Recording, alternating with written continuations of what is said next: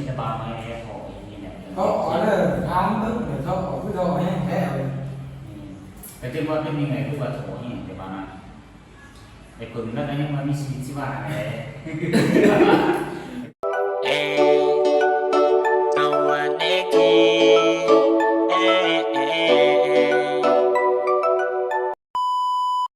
สบายดีพี่น้องยินดีต้อนรับเข้าสู่2บาวตะวันเด้อมื้อนี้เนาะบาวตะวันเองสิไปหาไอ้เผิงอากอยพี่น้องเลยแล้วก็บาวน้อยอินดี้เนาะเราอยู่นำกัน2คนแล้วเป็นจังได้เนาะบาวตะวันเองก็ได้ยินข่าวว่าเราเฮ็ดขี้มื้อนี้ก็คือว่าคายบ่ได้แบบท้อๆนะจังว่ามื้อนี้เนาะบาวตะวันสิไปถามเราไปถามข่าวถามอ้ายๆแล้วเนาะว่าเป็นจังได๋เลยคายอยู่บ่แล้วสิตอบบาวตะวันจะได้กันยังโมหูเนาะไปพี่น้องไปน้ำกันเด้อบาวตะวันสิไปเนาะไปพอกันยงหงได้เลยเด้อสบายดีพี่น้องยินดีต้อนรับเข้าสู่2บาวตะวันเด้อมื้อนี้เนาะบาวตะวันฮอดจนอากอยแล้วสบายดีสบายดีเด้อทุกคนตะวันมาอย่างมันโอ้มื้อนี้ก็ว่าได้ยินข่าวนี่แหละว่าหายเฮ็ดขี้นี่แหละแม่แล้วก็บ่าวน้อยที่ว่าน้องเห็นนะบ่าวน้อยก็ได้เบิ่งนี่คือว่าโถอีเฮ็ดขี้เป็นไง เฮ้ยเขาไปแล้วกินหมูตุ้มไอ้จังว่ายังมาถามมื้อนี้แหละน้องเห็นก็จับรถมาแล้วนะแม่บอก เห็นเหมือนแม่แบบน้องเห็น จะมาซื้อขี้ซอยบอก มาซื้อขี้ซอยแม่ตั้งใจจะได้จังกับมันจะได้จังกองพูดอย่างนี้ว่าสิวันนุ่นอ่านบทกองนี่เลยนี่เด้โอ้พี่น้องขี้แหลกบ้านแม่อ๋อบุญโอ้ขี้เนาะเก่าหน้าเข้าไปมันดำเลยทุกคนมันใส่ไปเลยตอนมันมาตรงนี้หน้าก็มันเป็นเก่าแม่เนี่ยใส่ไปเลยกระสอบพื้นโดยเอาเองเนี่ยก็อีเนี่ยเดิมสอบเริ่มสอบกันเนี่ยจะเพิ่มนิดเดียวตอนนี้หน้าแบบดำแม่งดำเนี่ยสอบไปแล้วเลยพอได้เนี่ยเริ่มใช้แต่ว่าไหมบริตัวอีนี่แม่แต่ว่าใส่เพียงแต่4 วันนะขึ้นที่5เลยได้ขึ้นที่6เอาผู้ใส่ของกันเลยอายในร่องก่อนวะเขาเป็นคนลอกแล้วแต่ยังลอกอยู่นะคนเราผู้ค้าคนเราใส่เนาะใส่คนไปใส่บ่เสื้อเบิ่งเลยห้องน้ำใส่ใส่จะได้นี่เจ้าอาบน้ำแล้วเวลากินข้าวแล้วมียังนี่แหละเจ้าก็ไปอาบน้ำเจ้าสินอนก่อนนอนคันซื้อวันไหนครีมอันนี้บุญโฮมครีมเลยดิใส่ก้อยครีมแล้วก็ได้มาชมข่าวเนาะยังใส่บุญหอมบุญโฮมอยู่เอาตัวนี้เพื่อให้คิดซื้อเลยไม่ได้ซื้ออันนี้มันบุญโฮมเลยมีไพ่มาโฮมกันเลยใส่บุญโฮมเลยคีบบุญร่วมคีบเป็นจุดที่แบบว่าเล่นแน่ซื้อนี่น้องยังมาเลยบุญโฮมคีบไม่จะวุ่นนะซื้อกันเขาเรียกว่าซื้อยังก็เป็นสิริมงคลแม่บ่แม่นอัปมงคลเลยแต่ว่าเป็นยังไงคือแบบว่าวันนี้น้อยอยากถาม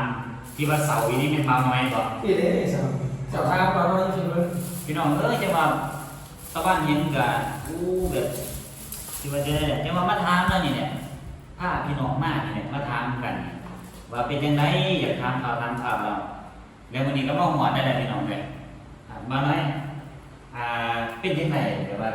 แต่ได้ที่มากเลยเรื่องวันเสาร์เรื่องเป็นยังไงนอกว่านอกมากแต่ก่อนตอนท่านยังมีขี้มันมีสิว่าแหละส่วนใหญ่บริการขี้เนี่ยแต่ได้มีขี้ได้บริการเสาเด็กค่ายเสาไปกล่องเลยลงไปหน่อยยังบริการจะขั้นอยู่ที่เป็น2 กล่องอยู่เลยแล้วเป็นยังไงบอกว่าไงจะว่าอยากทาไหมแต่ได้มีขี้มันนี่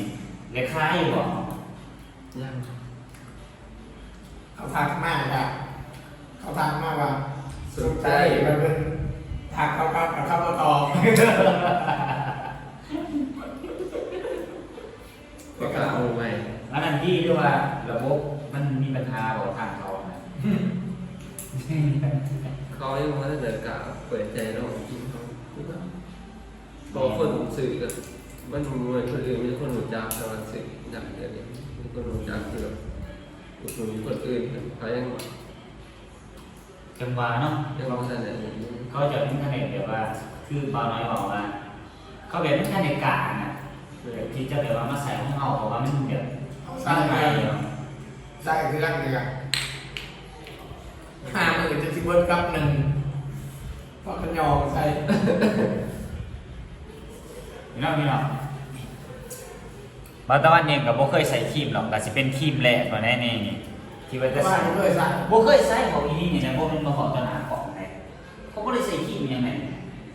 ก็เลยสบู่เรา ใส่สบู่ธรรมดาเนี่ย ธรรมดา สบู่สู้หนาสู้โตธรรมดาก็ถูกอย่างจบเนี่ยแต่วันนี้สิเป็นครีมแรกนี่ครีมของบาวตะวันนี่ที่ว่าจะสั่ง วันผมเลยแต่ที่มันไปใส่ก็เป็นเจลได้ สีดีวิวแน่ๆมานี่ขั้นเป็นว่าใส่ครีมมีซิวเนี่ยกับสีดีวิวเลย มีผมมี นี่แหละพี่น้องแม่มีสิวหรือมีอย่างนี้ก็นี่แหละหนาบาวตะวันก็สิประมาณนี้หนาสดนี่เนาะ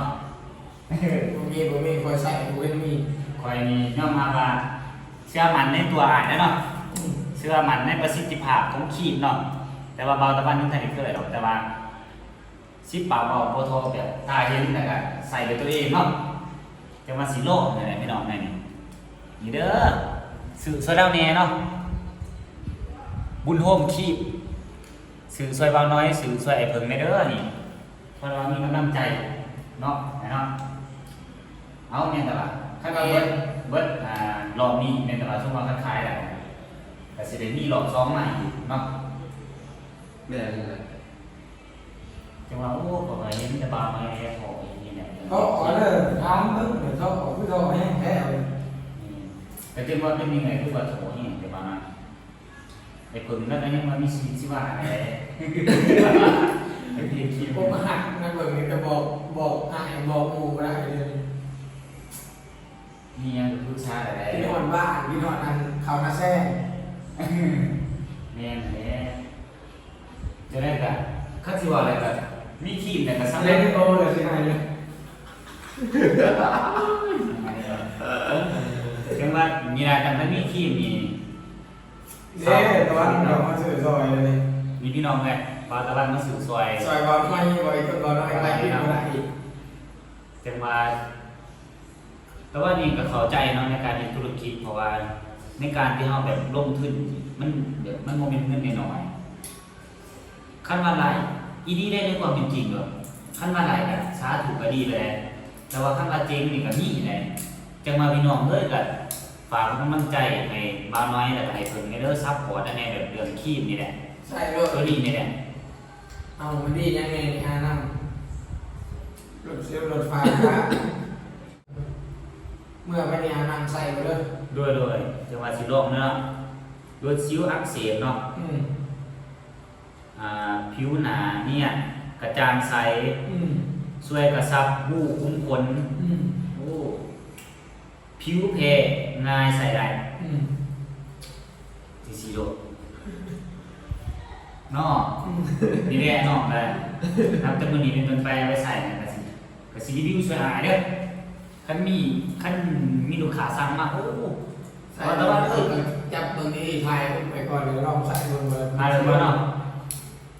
ชิวอักเสบจำไม่ชีนะเพราะชิวดำๆจุดด่างด เดี๋ยวนะให้พี่น้องเบิ่งเนาะเรื่องพี่น้องเด้อหน้าตอนนี้ยังเป็นหน้าสดอยู่ที่มาแต่ว่าถึงแต่ใส่เด้อเป็นหลักฐานเหมือนกันเด้อพี่น้องแล้ววันนี้มื้อรอบหน้าเนาะให้มาแต่ว่าได้มีโอกาสสิมาหาได้อีกแล้วก็สิมาพร้อมครีมนำมานี่มาพร้อมครีมมาประสิทธิภาพของครีมเนาะเปลี่ยนใบหน้าตะวันแบบหลายๆบ่หรือว่าสิเป็นจังไดก็ฝากติดตามด้วยพี่น้อง ำ แต่ว่ามื้อนี้ก็นี่แหละก็คือฮู้นี่แหละแบบฮู้แล้วนะตอนนี้บ่าวน้อยก็ตอบแบบว่าน้องอีสัน